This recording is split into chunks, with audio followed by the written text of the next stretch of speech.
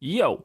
Welcome to another episode of Under the Surface, a talk show where we talk all things Bazaar. Today we have another big lore analysis for you. Recent video on Arken introduced a lot of new things. In this episode we will attempt to disentangle all the bits and pieces. Though I must admit, there are more questions here than answers. So without further ado, let's dive under the surface.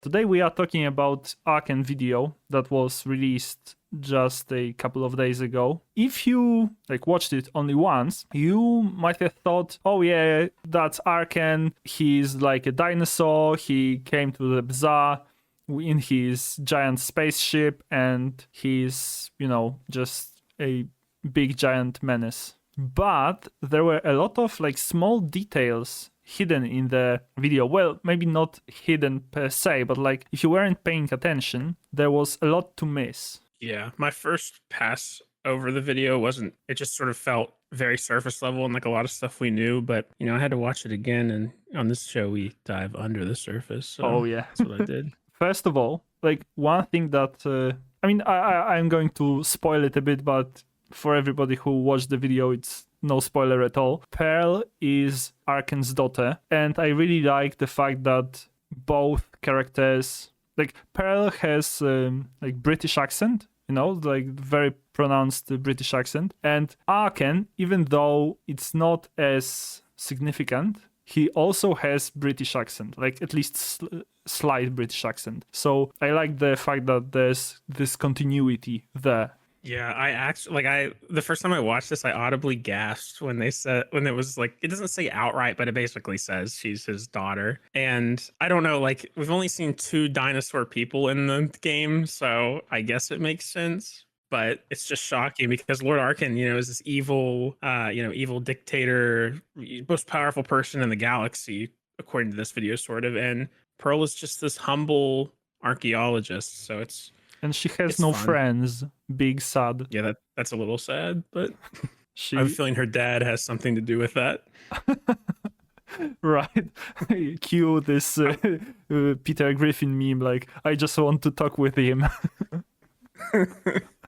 Right, but I think we will talk about Pearl in more detail just in a second. But yeah, I think I would like to focus first on the fact that he is this galactic dictator. At the very start of the video, Arken says that he came to the Bazaar to trade and not to conquer, but he might reconsider. So the very first thing that he states is that he's a merchant, but not necessarily. He might just be there to trade, which is sort of implied later on. But this first thing that he says made me think that he was a merchant, but at the same time, why would he intimidate and threaten other people if he was a merchant? So he probably isn't. He's just there to do business, and probably some shady business, which we are going to disclose in a minute. Yeah, I definitely wouldn't call him a merchant. Yeah, and it kind of implies later that he's there to do some sort of business that is probably not the best, but he also is probably there to see Pearl more than anything, right?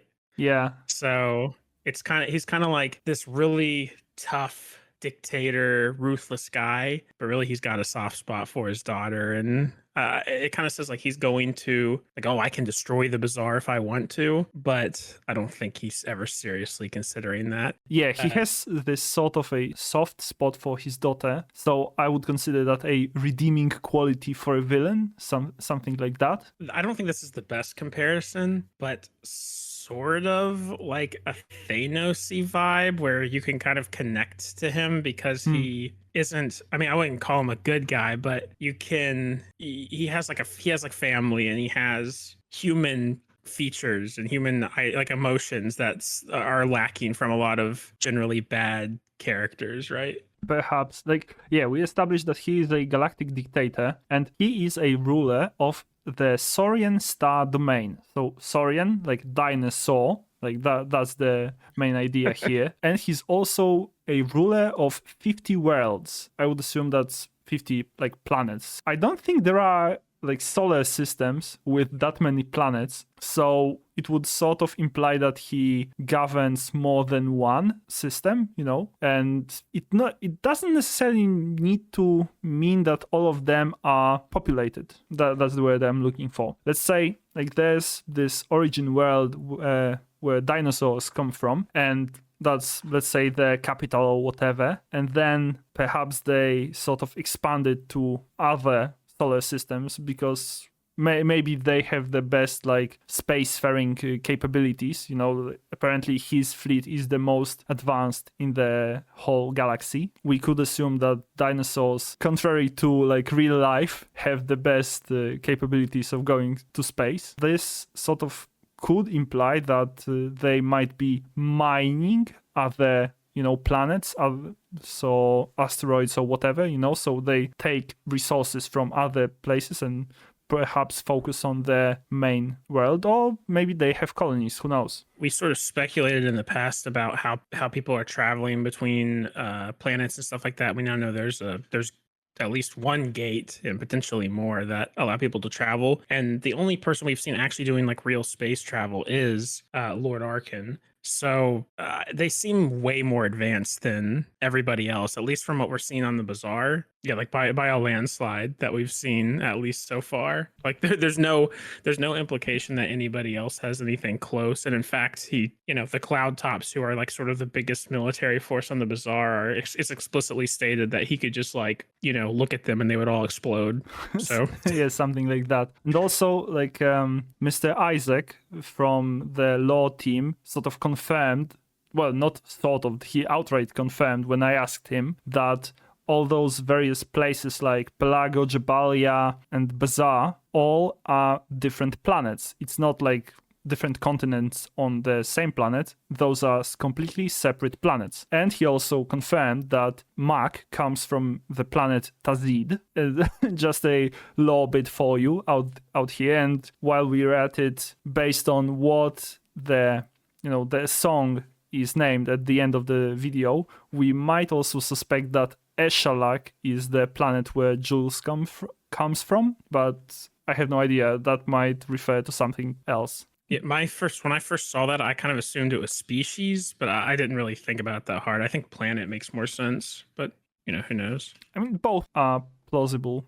Back to Arken's sort of conquests. At one point, they also state that he trades planets like currency, like he uses planets as currency, something like that. If he is a ruler of 50 worlds, that could sort of confirm the fact that not all of them are inhabited, so some of them might be just chunks of rock, and he can sort of treat them like resources. Maybe there's an asteroid that's literally made out of gold, which, those things happen in vast expanse of the universe. I'm not sure if he can, move that asteroid to another like planetary system, but perhaps there are some sort of agreements for mining in, those places. So maybe that's what they imply here. I'm curious how you actually like police 50 planets.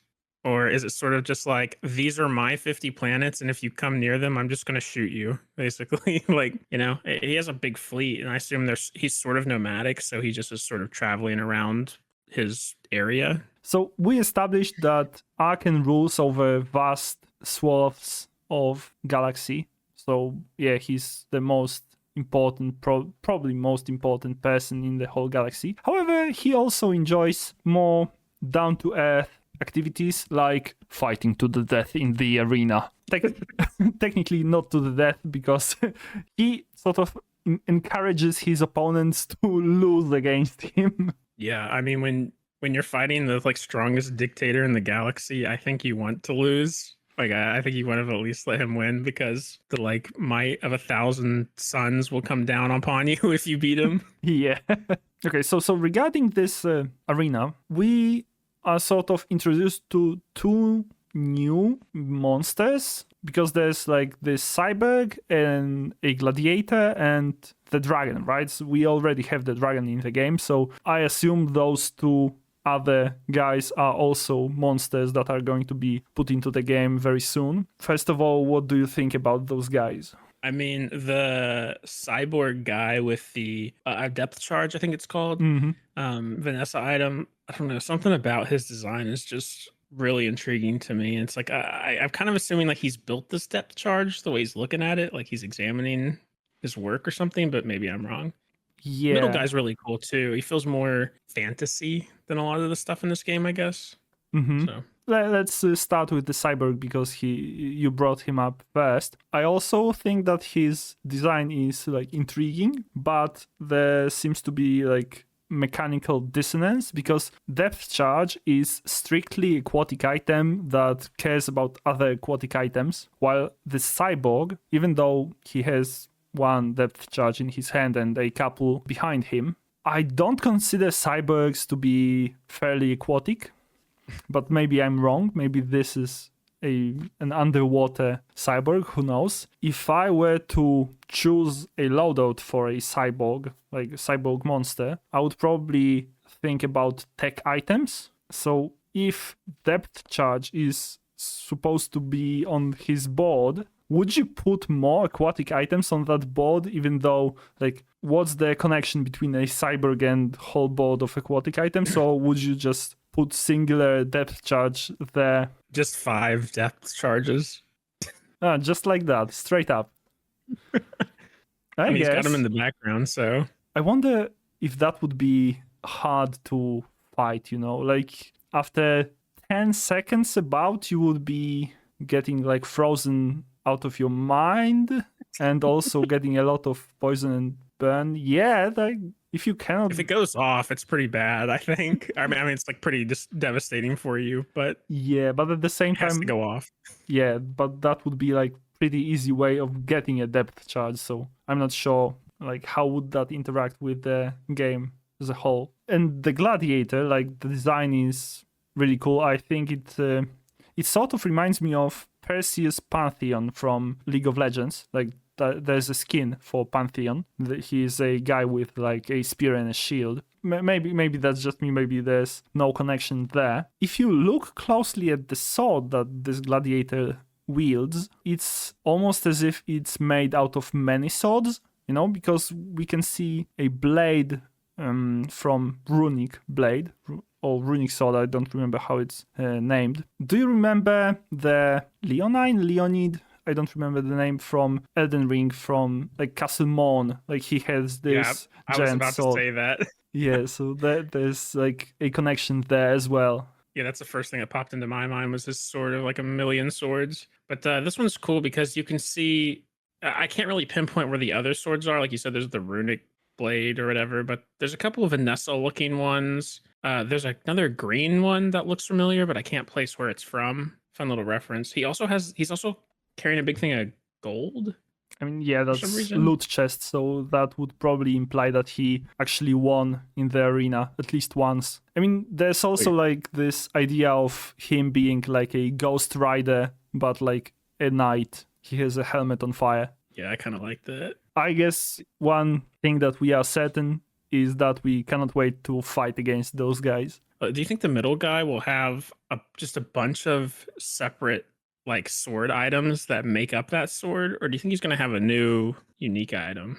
I mean, he could have like legendary item that's like sword or whatever, sword of swords. Yeah, that'd be pretty cool. Leaving the arena, we promised to get more into Pearl's background, and I think now's the good time to talk about it. So yeah, Pearl is an archaeologist. She is Arken's daughter, right? Or everything here we already mentioned, but it is stated that she digs in the Outlands, so where the dervishes come from, right? And Outlands apparently are supposed to be like this giant desert. I kind of assumed, I wasn't entirely sure, but I assumed it was just a generic name for anything outside of like far outside of the bazaar, at least for a certain area. So just wilderness. Because there's the dervishes, and then there's I don't remember his name, the redneck hillbilly guy who I think he says something about being from out there too, but he doesn't look like he lives in the desert. So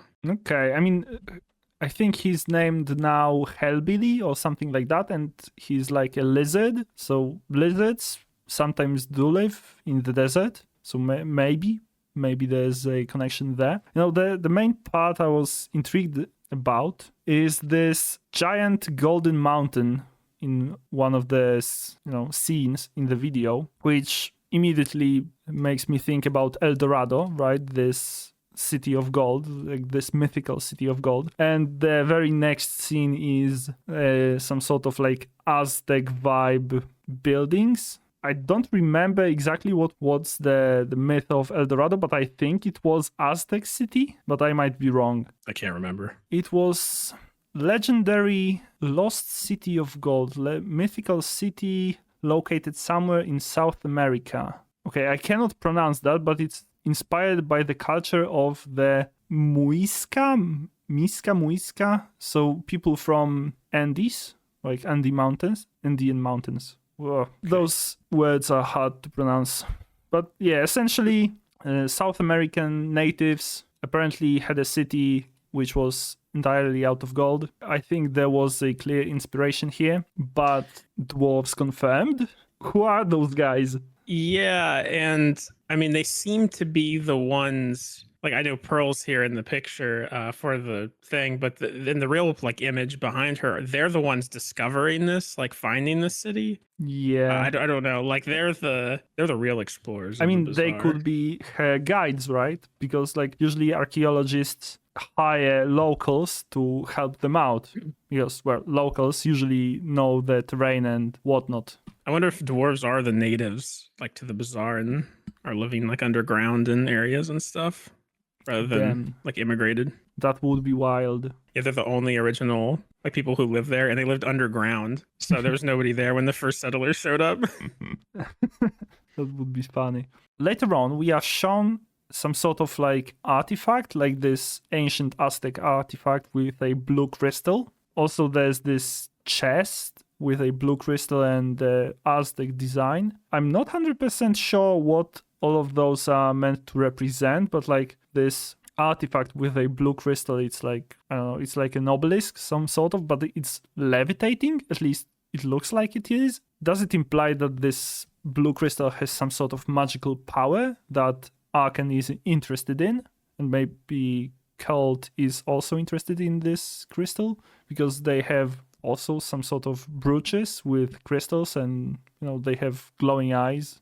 The tent has some crystals. Yeah, I'm just gonna say up front, I'm so incredibly at a loss for what's happening like the last 30 seconds of this video. But yeah, when I saw that crystal thing, I was like, this is crazy. I could see this being like a legendary item potentially, or something along those lines. It's very unique compared to anything we've seen, really, I guess you could say. But I'm also like drawn to like going back to Lord Arken. He has the ring that has like a crystal in it, sort of thing, and then it gives you, it's one of the, right now it's the only way to get prestige, right? Mm-hmm. So you kind of assume it has some sort of magical property like that. I don't know, maybe there's some connection between like him having that special ring with the stone in it, but like maybe this isn't his first rodeo, like getting some weird gem that does something. Perhaps like he's looking for the infinity stones, something like that. Yeah, I was about to say that. Though his ring has like a green gem in it, and this is blue. But yeah, it might be like the idea of some sort of infinity stone. At the same time, like the cult seems to have like pinkish stones, like those that are corrupted. We learned about those corrupted crystals when we were introduced to like Golem and the district, like those monsters. So maybe the blue gem like is some sort of ancient power source that was used by dwarves, let's say, and then it was somehow corrupted by the cult, or the cult just uses the corrupted power of the crystals, and while the crystal is corrupted, it turns into this pink color. We now know like that Lord Arken is doing some wheeling and dealing with the cult, it seems like. Mm-hmm. Probably over the stones, but the cult seems inclined to make him one of them and to like maybe corrupt him or something and make him a servant to whoever their master is. But they don't really show who their master is. They just kind of say like, to just talk him up, Yeah, the master. So that's some sort of mysterious figure that stands on top of the whole cult. That's was what intrigues me. So is Infernal Envoy the master, or is he another lackey? What's the deal here? And then the Infernal Envoy says that like the bazaar is for him to devour, something like that. Does this mean that Master is supposed to devour the bazaar, or Arken is supposed to devour the bazaar, or is Infernal Envoy the master? So is like he talking about himself in third person? Like, what's the deal here? I just implied he was like gassing up some other guy, but it could be him. I don't know. He's not strong enough for me to be scared of him, you know? So you think that Infernal Envoy serves the master? Yeah. So the last question is, why would Master want to devour the bazaar? Like, is he some sort of like Galactus person that just eats planets like cookies? I mean, he's a cult leader or something. Like they don't make sense. You know what I mean? He might just want to do it to do it. I don't know. Maybe he has some bigger external like motivators. I don't know. I kind of think maybe this is teasing a big reveal for that potentially in season 2. You know? Okay, perhaps. Like, who knows? Maybe he's just hungry. Oh, God. Right. I think that would be all from us for today. Like, we scoured the video from back to front and front to back, and I think that's all that we were able to find. Thanks for watching. Tell us in the comments, who do you think is the master, and what's the deal with all the crystals? Like, because that's a big mystery right now, I think. So yeah, we're waiting for your input. You know, you may like, you may subscribe. Yeah, thanks for watching again, and we'll see you all on Thursday on Under the Surface on Blake's channel. Yeah, see you then. Yeah, see ya. Oh wait, no. No. Okay. No. Bye. See ya. Okay. Okay. I almost just clicked to hang up.